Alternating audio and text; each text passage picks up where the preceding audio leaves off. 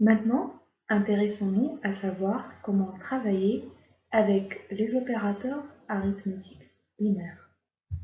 Voici un tableau qui montre les opérateurs par ordre décrémenté de précédence. Si deux opérateurs Java ont le même ordre de précédence, Java évalue l'expression de gauche à droite. Pour l'examen de CA, il est nécessaire de connaître les opérateurs en gras. Tout de même, il est recommandé d'avoir une idée sur les autres opérateurs. Voici le reste de la liste des opérateurs. On va s'intéresser à equal to, not equal to, les opérateurs logiques et les opérateurs logiques à court circuit. Les opérateurs arithmétiques binaires sont dégagés de l'ensemble des opérateurs. Ce sont eux les opérateurs les plus utilisés du langage Java. Voici un tableau récapitulatif des opérateurs arithmétiques binaires dans l'ordre de précédence décrémenté. Les opérateurs arithmétiques sont ceux qui sont utilisés dans les mathématiques. On les utilise pour effectuer des opérations mathématiques sur les variables, créer des expressions logiques et affecter des valeurs à des variables. Il inclut aussi les opérateurs unaires, c'est-à-dire qui nécessitent une seule opérande. Comme en mathématiques, les opérateurs multiplicatifs ont un ordre de précédence plus élevé.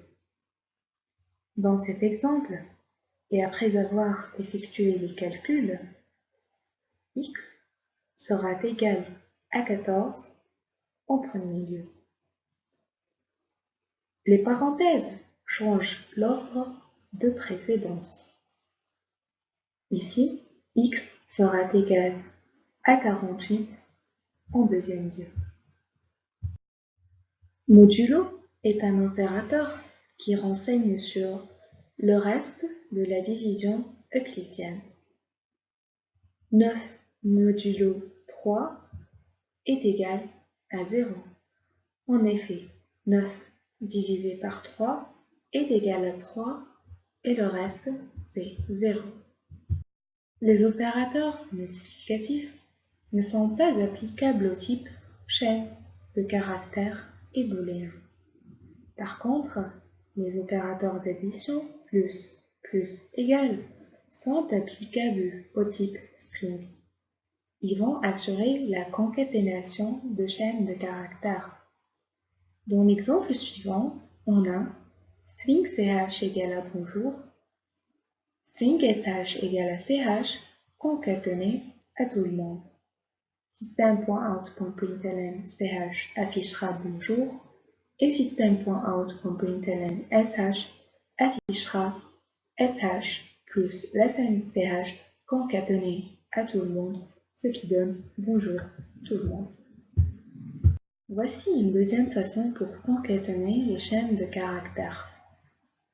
String ch égale à bonjour, ch plus égale à tout le monde. Ici, ch tiendra compte de l'ancienne valeur contenue dans ch qui est bonjour et concaténera celle-ci avec la valeur du littéral string tout le monde, ce qui nous donne bonjour tout le monde.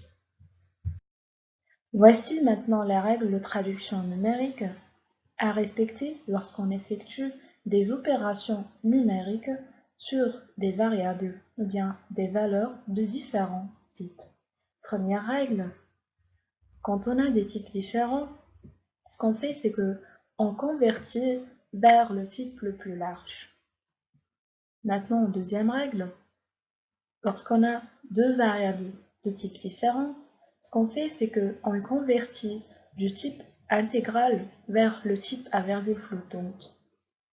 Maintenant, il faut savoir que le type résultant est le même que celui de la variable résultante, à l'exception des plus et moins, qu'on verra dans un exemple. Dans une expression utilisant les opérateurs binaires, byte, short et char sont convertis en int, même si aucun des opérateurs n'est binaire. En tenant compte des règles citées auparavant, essayons de déterminer les types de divers exemples d'expressions. Un premier exemple est de déterminer le type de x plus y. On a x égale à 39,21 et il est de type double. Y égale à 2,1 et il est de type float.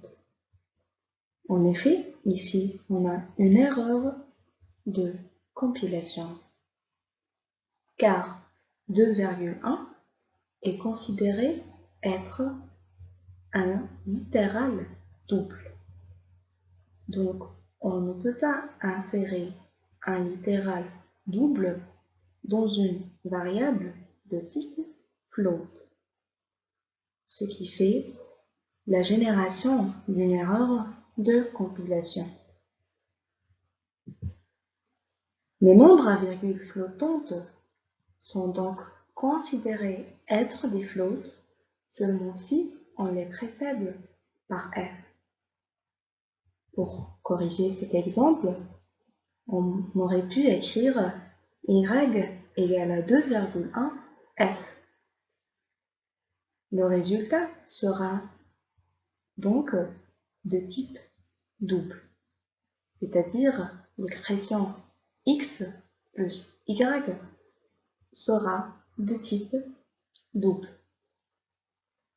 Ceci est causé par un upcast vers le type le plus grand qui est ici double.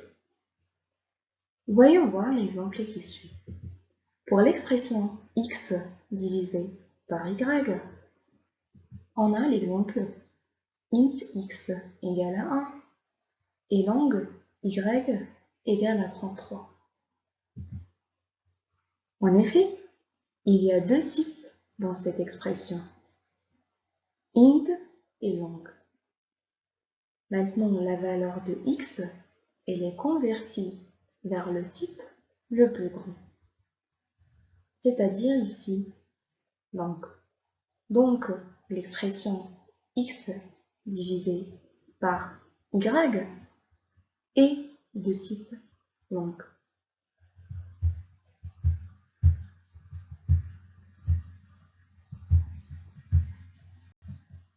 Voyons voir quel est le type de ces expressions. Tout d'abord, l'expression x divisé par y. En effet, on a x et y de type short. Donc, pour pouvoir effectuer x divisé par y sur des shorts, en effet, on devrait convertir x en int et y en int. Le résultat donc sera de type int. Maintenant pour x fois y divisé par z, dans l'exemple suivant, on a short x, float y et double z. En effet, ici, on va convertir x vers int, puis on va convertir x fois y vers float, car y est de type float. Le résultat de x fois y est ensuite converti en double pour pouvoir effectuer la division par z, qui est un double. Donc, le résultat est de type double. C'est en effet un upcast vers le type le plus grand.